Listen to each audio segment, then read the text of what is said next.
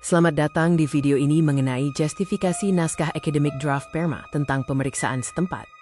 Saya akan menganalisis pasal 1, ketentuan umum, definisi. Mari kita mulai dengan tinjauan definisi dan rasionalitas normatif dari ketentuan umum dalam draft PERMA ini. Pemeriksaan setempat adalah serangkaian tindakan hakim untuk memeriksa objek sengketa secara langsung atau melalui teknologi informasi dan komunikasi. Ini mencakup perkara pidana, perdata, dan TUN, fokus pada kebenaran material dan kepastian objek, serta adaptif terhadap teknologi modern. Rasionalitas normatifnya adalah memastikan efisiensi pembuktian tanpa mengubah fungsi utama sebagai sarana kejelasan objek. Landasan pemeriksaan setempat meliputi aspek filosofis, sosiologis, dan yuridis. Secara filosofis, ini mencerminkan asas peradilan sederhana, cepat, dan berbiaya ringan. Secara sosiologis, mengatasi masalah putusan non-executable. Secara yuridis, berlandaskan pada pasal 153 HIR, 180 RBG, dan peraturan terkait lainnya. Hakim komisaris adalah hakim yang ditunjuk oleh majelis hakim untuk melaksanakan pemeriksaan setempat.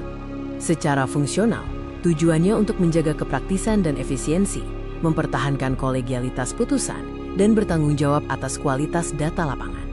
Justifikasi hakim komisaris meliputi filosofis, sosiologis, dan yuridis. Secara filosofis, menjamin proses pemeriksaan dilakukan sungguh-sungguh. Secara sosiologis, menjawab kebutuhan praktis untuk mengidentifikasi penguasaan faktual objek sengketa. Secara yuridis, berdasarkan pasal 153 HIR yang memberikan wewenang ketua mengangkat komisaris dari dewan. Definisi descente atau pemeriksaan virtual adalah pemeriksaan setempat menggunakan teknologi informasi dan komunikasi untuk memperoleh gambaran faktual objek sengketa secara virtual. Ini adalah transformasi digital yang mempertahankan esensi plots of naming dengan mengubah medium menjadi koneksi audiovisual sebagai adaptasi terhadap prinsip imediasi dalam hukum acara modern. Justifikasi descente didasarkan pada rasionalitas, filosofis, dan yuridis. Secara rasionalitas, sejalan dengan PERMA 4 2020 PERMA 8 2020 seconds. Secara filosofis, mengatasi hambatan geografis. Secara yuridis, memanfaatkan pasal 28D ayat 1 UUD 1945 terkait kepastian hukum melalui modernisasi peradilan.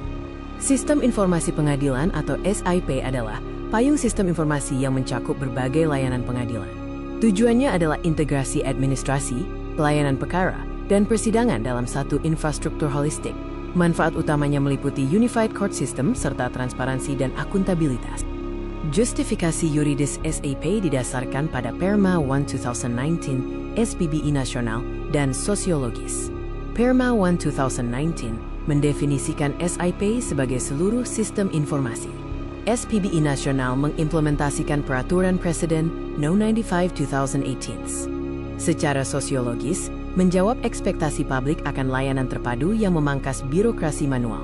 Sebagai ringkasan, pemeriksaan setempat berlandaskan kebenaran material. Hakim komisaris didasarkan pada efisiensi dan kolegialitas. Descente berfokus pada modernisasi peradilan. Dan SIP berlandaskan pada Unified Court System. Welcome to this video on the justification of Article 2 of the draft PERMA, the purpose of local inspection. We will analyze the rationality, philosophical, sociological, and juridical aspects. We begin with the urgency and background, focusing on establishing legal certainty in disputes over immovable objects. There are four main dimensions to the purpose of Article 2: object certainty, judicial conviction, execution effectiveness, and inclusive truth. The first purpose is object parameter certainty, rooted in rationality and the concretization of Articles 153 HIR and 180 RBG.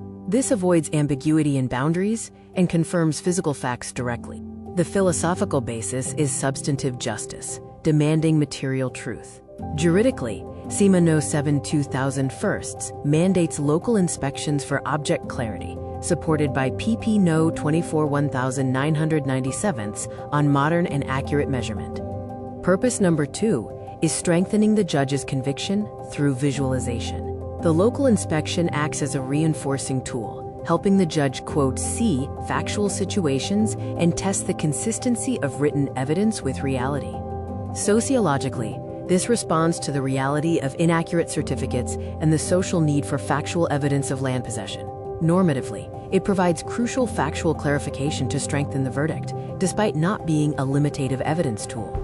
The third purpose is mitigating the risk of non-executable decisions by ensuring execution effectiveness. Early field fact matching is key to future execution success, guided by the philosophy of prudence. The analysis of the sociological and juridical basis for Purpose 3 highlights that many final decisions fail to be executed, undermining the judiciary's authority. SEMA 7/2001 requires local inspections to reduce the disparity between the verdict and reality. Purpose 4 is inclusive truth, focusing on harmonizing cross-procedural law.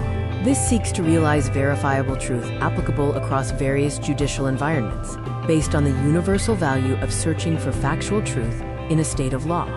Integration of cross-regime evidence guarantees legal certainty and protection across all courts. It incorporates judges' knowledge elements and adapts proof processes to social reality and spatial dynamics. This video presents an analysis of the normative, philosophical, sociological, and juridical justification for Article 3 of the Draft Supreme Court Regulation concerning the object and scope of on-site examination. Focusing on the object of on-site examination, based on Article 3, there are 5 main categories that are the targets for field examinations conducted by the judge.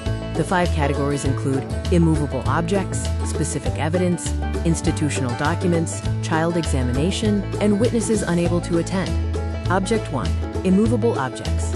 Normative rationality dictates that on-site examination is necessary for objects difficult to bring to the courtroom, ensuring the judge obtains certainty about location, size, and boundaries. Philosophically, this process connects legal texts with context to achieve substantive justice. Sociologically, it addresses non-executable judgments by uncovering social facts not apparent in documents. Object 2. Specific evidence. This relates to evidence that cannot be brought to court due to its physical nature. The examination ensures procedural adaptation and legal conformance, preventing discrimination based on physical scale. Object 3. Official institutional documents.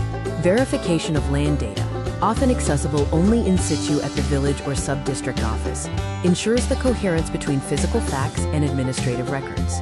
Object 4. Examination of children. This manifests the principle of the best interests of the child by observing the child's environment and preventing the misuse of adoption for exploitation. Object 5. Witnesses unable to attend. The examination respects human dignity and ensures access to justice for key witnesses, such as those who are elderly, seriously ill, or paralyzed, who cannot physically come to court. A summary of the juridical basis shows mandates from HIR RBG, SEMA No. 7/2001, SEMA No. 6/1983, and PERKI No. 2/2013, covering various objects from immovable goods to public information and child subjects.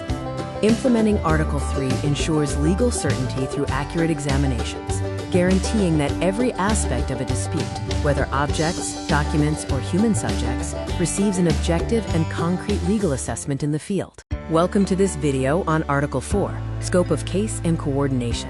We will analyze the rationality and foundation for establishing norms of on-site examination in the justice system. The scope covers several types of cases, including civil, state administrative, criminal, military, and certain specific applications. The rationality of the cross-case scope is that on-site examination acts as a general procedural instrument applicable across various judicial regimes. Strategically, this applies to civil, state administration/military, and public information cases. The philosophical and sociological foundations involve achieving material truth through direct observation, mitigating non-executable judgments, and enhancing public accountability through judicial control. We move on to the second part, implementation stages, focusing on effectiveness during trial and mediation stages. The rationality of implementation in mediation is rooted in the philosophy of deliberation, leading to shared fact perception.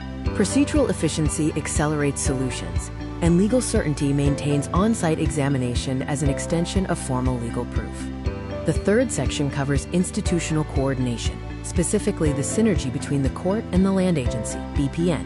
Electronic and technical data integration focuses on system interoperability. The exchange of electronic data ensures field facts align with national land registration data.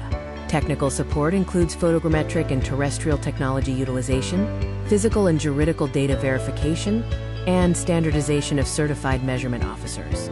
The juridical basis for BPN cooperation includes SEMA No. 7/2001, concerning the involvement of land officers, and PP No. 24/1997, regarding the authority of physical and juridical land data. PP No. 5/2019 regulates PNBP for on-site examination. The principle of independence is maintained through institutional and individual separation. Cooperation is mandatory to preserve judicial independence, especially when BPN is a party. Support is limited to technical logistic aspects, ensuring judicial discretion remains untouched, and judicial decisions are not intervened. The philosophical basis of independence includes the separation of functions, impartiality, and judicial prerogative. The role of technical provider is separated from the impartial judge's role. Impartiality means the judge is not indebted to the technical support provider. Judicial prerogative ensures the assessment of field findings remains under the full authority of the judge or commissioner.